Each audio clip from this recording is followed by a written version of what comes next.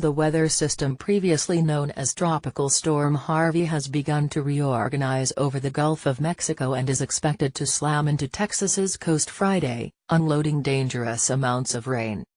The National Hurricane Center said in its 11 a.m. update Wednesday that Harvey reattained tropical depression status and is expecting it to strengthen into a tropical storm before the day ends. The storm is over very warm water, 86 to 88 degrees, in the Gulf of Mexico, which is a very favorable ingredient for intensification. The Hurricane Center predicts Harvey will reach the Texas coast Friday afternoon as a strong tropical storm, but it could almost just as easily intensify into a hurricane. A hurricane watch covers a large section of the coast of Texas, including Corpus Christi. Tropical storm watches cover areas just to the south and north, including the Houston and Galveston areas.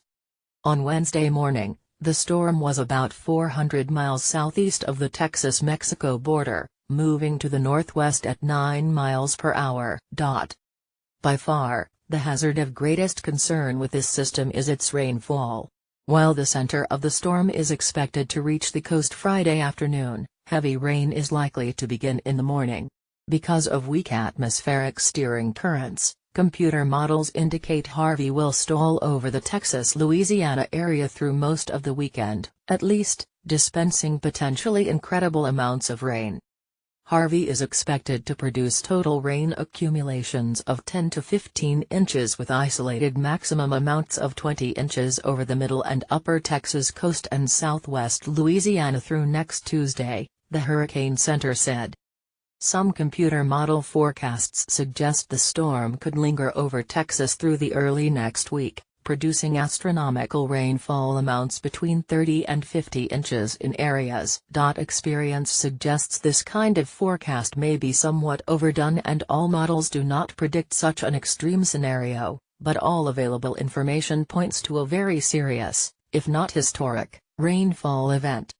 GFS 12Z outputs greater than 50 in area of SE Texas - greater than inland flooding. Exact amount unknown, but this ballpark extreme value rings alarm bells. HarveyPic.twitter.com/eCataged0. Even if more conservative rainfall projections play out, they would result in areas of life-threatening flooding from Corpus Christi through Houston and as far east as New Orleans and Mobile, Alabama. In parts of this region, the soil is especially moist because of higher than normal rainfall in August, which increases the flood risk. One of wettest starts to August on record in parts of Texas, LA/RMS/L, per @circ. Soil moisture well above average. Not good pre-Harvey. pic.twitter.com/G4TSGQ3PO. Jonathan Erdman, @Xterdman. August 23, 2017. The most recent series of model runs generally bring the storm's intensity up to a borderline Category 1 hurricane, on the Saffir-Simpson scale of 1 to 5, while the consensus is a strong tropical storm. Even if it does not become a hurricane, the danger posed by such extreme rainfall must be taken seriously. Or, if it becomes a hurricane and is rated only a Category 1 or 2, it's important to remember the phrase "there's more to the story than the category" with storms like this. Many people tend to focus too much on the category label or where the storm will make landfall, but those factors are not relevant when considering the risks posed by heavy rain and flooding, which can occur in weaker systems and far away from the storm center. History shows that tropical depressions, tropical storms and low-end hurricanes are capable of causing widespread devastation.